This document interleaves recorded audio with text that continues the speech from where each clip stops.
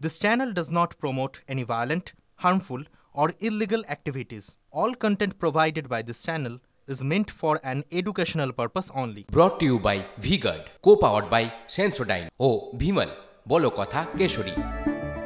নদিয়াতে সকাল থেকে উচ্ছেদ অভিযান চলছে। কৃষ্ণনগর কালেক্টরি মোড়ে জেলা শাসকের দপ্তরের সামনে রাস্তার ধারে থাকা দোকানগুলো উচ্ছেদ শুরু করলো পুরসভা। সেই উচ্ছেদ অভিযানের ছবি দেখছেন আপনারা।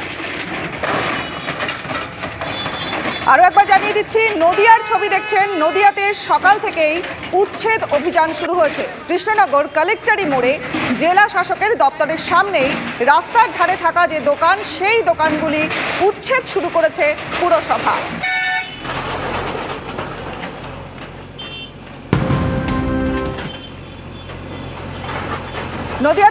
নদিয়াতে সকাল থেকেই উচ্ছেদ চলছে। দিদির কি ঠিক হলো? দিদিরা ঠিক করলো না। আমরা দিদির আশায় থাকি, দিদিকে আমরা ভোট দিই, আর সে দিদি আমাদেরই ভাত কেড়ে নিল। এটা দিদি ঠিক করলো না।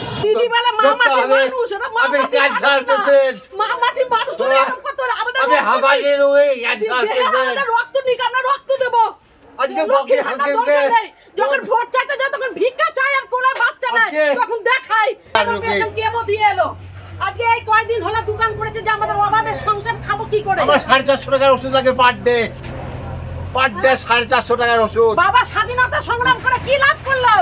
কিছু মূল্য নাই এখানে, এখানে কিছু মূল্য নাই। বাবা স্বাধীনতা সংগ্রামী, এই যে স্বাধীনতা সংগ্রামী, এই যে কাগজপত্র সব আছে। এই যে স্বাধীনতা সংগ্রামী কি হচ্ছে এখানে দেশে? সকাল থেকে নদিয়াতে উচ্ছেদের অভিযান দেখছেন এবং তার ঠিক উল্টো ছবিটা ধরা পড়লো বোলপুরে বন্ধ হয়ে গেল উচ্ছেদ অভিযান।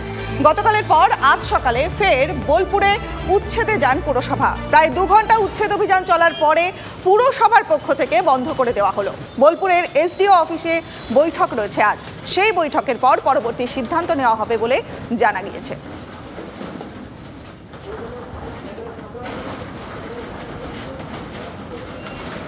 আজও উত্তেজনা ছড়িয়েছে রামপুরহাটে।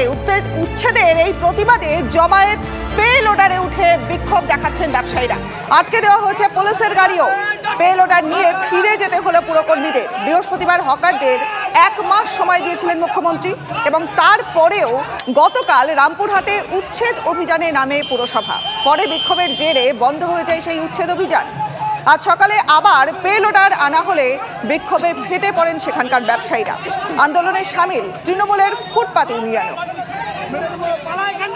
আবার 14 সালে একটা আইন হলো, সে আইনে বলা আছে স্ট্রিট ভেন্ডার হকারদের বিকল্প ব্যবস্থা না করে কোনো উচ্ছেদ চলবে না। তাহলে রাজ্য সরকার এই আইনকে কার্যকরী না করে শুধুমাত্র মধ্যবিত্ত এবং উচ্চবিত্ত কিছু মানুষকে খুশি করার জন্যে এই গরিবদের পেটে লাথ মারছে। এই বুলডোজার রোখার জন্য আজকে আমরা সকাল ভোর 5টা থেকে ডাকবাংলা মোড়ে জমায়েত হয়েছি নিজের বাড়ির বউ বাচ্চাদেরকে নিয়ে।